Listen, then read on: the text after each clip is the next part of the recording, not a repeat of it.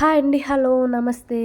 అందరూ ఎలా ఉన్నారు? మేమైతే చాలా బాగున్నామండి. మీరందరూ కూడా బాగుండాలని మనస్ఫూర్తిగా కోరుకుంటున్నాను. Welcome back to our channel Sweety and Nani's lifestyle. ఈరోజు వ్లాగ్ అయితే కిచెన్ గురించి అండి. కిచెన్ ఎప్పుడు నీట్గా ఉండాలని అందరూ ట్రై చేస్తారు కదా. ఎందుకంటే కిచెన్ మనకు నీట్గా ఉంటే ఇంట్లో 50% ఇల్లు మొత్తం నీట్గా ఉన్నట్టే అనిపిస్తుంది కదా. ఇంకా హౌస్ వైఫ్స్ అయితే మ్యాక్సిమం టైం కిచెన్లోనే స్పెండ్ చేస్తాము. ఒక చిన్న మాట చెప్తానండి మీకు. అదేంటంటే kitchen is heart of every home అని. నిజమే కదండి. ఇది నేను ఎక్కడో విన్నాను. నాకైతే ఇది నిజమే అనిపించింది. నేనైతే కిచెన్ను నీట్గా శుభ్రంగా ఉంచుకోవడానికి కొన్ని టిప్స్ అయితే ఫాలో అవుతాను. కిచెన్ని నీట్గా ఉంచుకోవడానికి కొన్ని సింపుల్ టిప్స్ ఫాలో అవుతే చాలండి. కిచెన్ ఎప్పుడూ నీట్గా ప్రశాంతంగా ఉండేలాగా చూసుకోవచ్చు మనము. కిచెన్ నీట్గా లేదనుకోండి, మనం కిచెన్లోకి వెళ్తాంట్లే మైండ్ మొత్తం నెగిటివ్గా తయారైపోతుంది. సో అలా కాకుండా మనం కిచెన్లోకి వెళ్ళగానే నీట్గా ఉందనుకోండి, మనకు ఆటోమేటిక్గా పాజిటివ్ ఫీలింగ్ వచ్చేస్తుంది.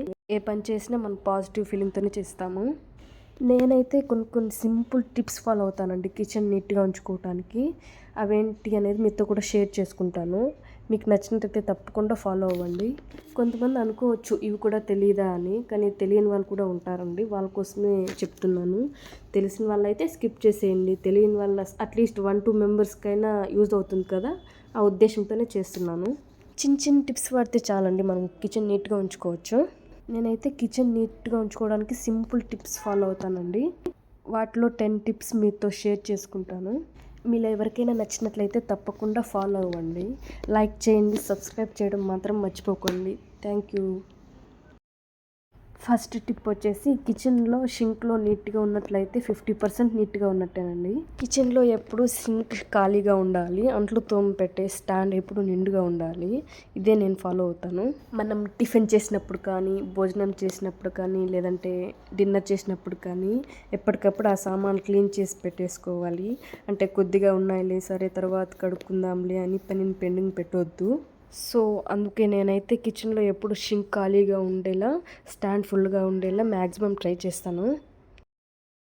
సో ఇంకా షింక్లో అయితే మనం సామాన్ క్లీన్ చేసినప్పుడు ఇంకా వాటర్ డ్రాప్స్ అంతా పైన కింద అంతా డ్రాప్స్గా ఉంటుంది కదా, దాన్ని క్లీన్ చేసుకోవడానికి ఒక క్లాత్ అయితే అక్కడ పెట్టేసుకుంటాను. తర్వాత ఒక ఖాళీ బాక్స్ పెట్టుకుంటా, అంటే క్యాప్ ఉండే బాక్స్. ఎందుకంటే మనం నీట్గా లోపల డస్ట్ అంతా ఉంటుంది కదా, అది తీసి అందులో వేసుకోవచ్చు. మనకి నీట్గా దగ్గరగా అవైలబుల్గా ఉంటుంది. సో మనం ప్రతి ఒక్కసారి ఏదో ఒకటి సామాన్లు కడుగుతూనే ఉంటాం కదా, ప్రతిసారి ఇంకా డస్ట్బిన్ దగ్గరికి వెళ్ళి పడేయలేం కదా. అలాగే బాక్స్ పెట్టేసుకుంటే నీట్గా ఒకసారిగా పడేసుకోవచ్చు. ఇంకా మనం సామాన్ క్లీన్ చేసి పెట్టుకున్న తర్వాత వాటర్ లీక్ అవుతూ ఉంటాయి కదా, అలాంటప్పుడు ఒక మ్యాట్ కానీ లేదా ఒక చిన్న క్లాత్ కానీ పెట్టేసుకుంటే నీట్గా ఉంటుంది.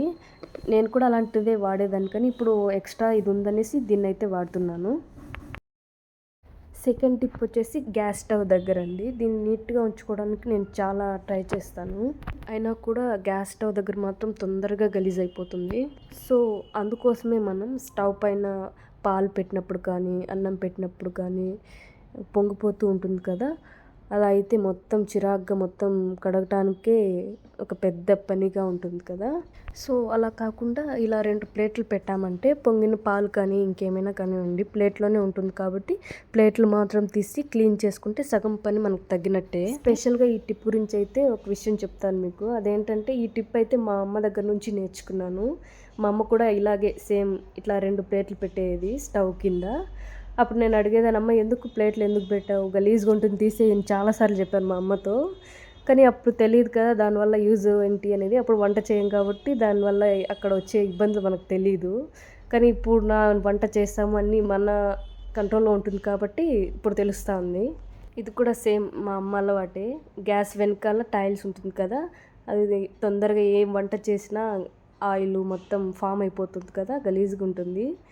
మా అమ్మ కూడా అలాగే వెనకాల చెక్క పెట్టేసేది. చెక్క కానీ లేకపోతే ఏది మనకి ఏది అవైలబుల్లో ఉంటే అది పెట్టేస్తే వంట అయిపోతుంటే తర్వాత మళ్ళీ తీసేయచ్చు. నేనైతే ఇప్పుడు ఇలాగే చేస్తాను.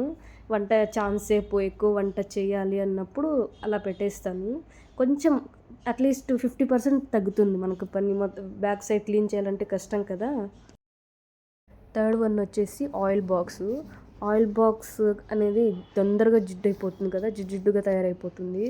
అందుకు ఆయిల్ అయిపోగానే క్లీన్ చేసి పెట్టేసుకోవాలి. కొంతమంది ఆయిల్ బాక్సెస్ వాడతారు, స్టీల్ వాడతారు, ఏదైనా సరే.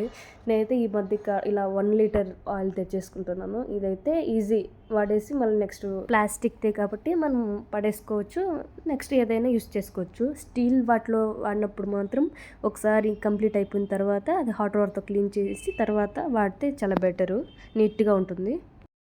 నెక్స్ట్ రోకలి, ఇది ఎక్కువ మనం వాడతాం కదా, చిన్న చిన్న ఏదన్నా దంచుకోవటానికి అన్నీ ఇది యూస్ చేస్తాం కదా. ఇది కూడా మనకు దగ్గరలో అవైలబుల్గా ఉండే చోట అయితే పెట్టేసుకుంటాను ఇలాగా పక్కన.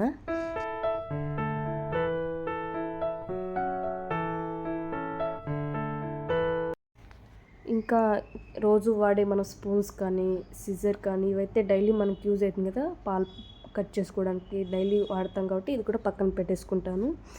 తర్వాత ఇంకా నెయ్యి కూడా సేమ్ ఆయిల్ లాగానే కదండి, తొందరగా గలీజ్ అయిపోతుంది. అది కూడా తొందరగా అయిపోతాంట్లే పక్కన పెట్టేసుకోవచ్చు, లేకపోతే చిన్న బాటిల్లో పెట్టి పక్కన పెట్టేసుకొని అయిపోయే కొద్దీ మనం క్లీన్ చేసి పెట్టేసుకుంటే నీట్గా అనిపిస్తుంది, జిడ్డుగా లేకుండా.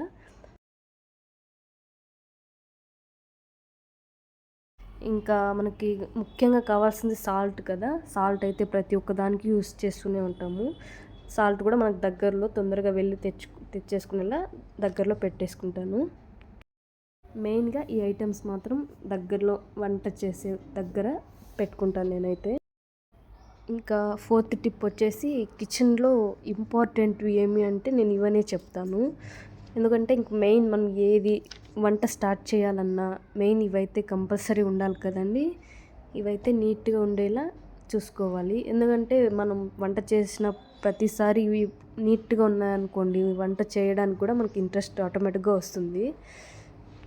సో అందుకోసమే ఇవైతే నేను ఎప్పటికప్పుడు నీట్గా ఉండేలా చూసుకుంటాను, అప్పటికప్పుడు క్లీన్ చేసి పెట్టేసుకుంటాను.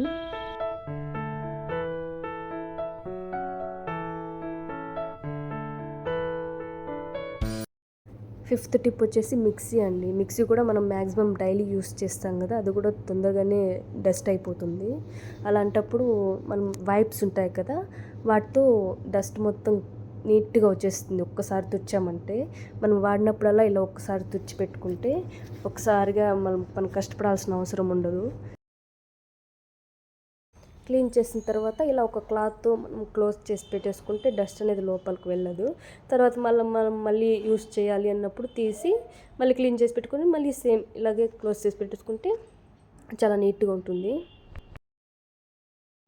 6th టిప్ వచ్చేసి తాలింపు డబ్బాలు కానివ్వండి, పసుపు, కారం అన్నీ కూడా నిండుగా ఉండేలా చూసుకోవాలి. ఎందుకంటే మనం కిచెన్లోకి వెళ్ళిన వెంటనే ఫుల్ ఉన్నాయనుకోండి, వంట చేయడానికి కూడా అన్నీ కిచెన్లో అన్నీ ఫుల్గా ఉన్నాయి అన్న ఫీలింగ్ వస్తుంది మనకైతే.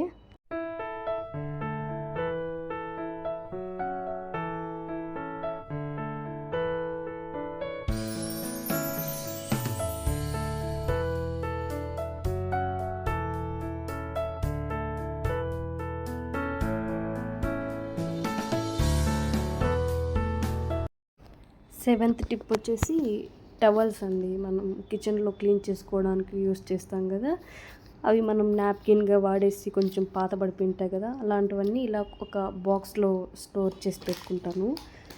ఇలా పెట్టుకున్నాం అనుకోండి, సడన్గా మనం ఏదైనా క్లీన్ చేసుకోవాలంటే దగ్గరలో అవైలబుల్గా రెడీగా ఉంటాయి కాబట్టి తొందరగా అయితే క్లీన్ చేసుకోవచ్చు.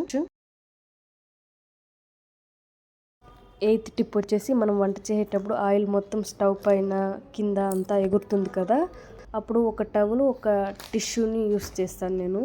ఆయిల్ మొత్తం టవల్తోనే ఒకేసారి డైరెక్ట్గా క్లీన్ చేసామనుకోండి జిడ్డుగా అయిపోతుంది కదా టవల్. అలాంటప్పుడు ఫస్ట్ టిష్యూతో క్లీన్ చేసిన తర్వాత టవల్తో తుడుచుకుంటే నీట్గా అసలు ఏమి ఉండదు, ఆయిల్ మొత్తం క్లీన్ అయిపోతుంది.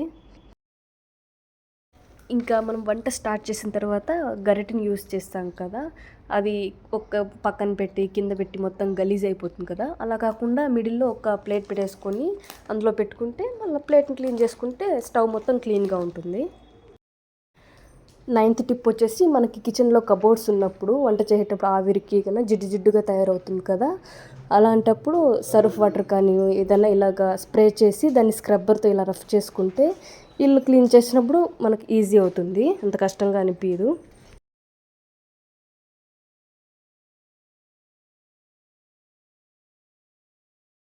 ఇంకా లాస్ట్ 10th టిప్ వచ్చేసి మనం కిచెన్లో ఒక్కొక్కసారి ఎక్కువసేపు వంట చేయాల్సి వస్తుంది కదండి.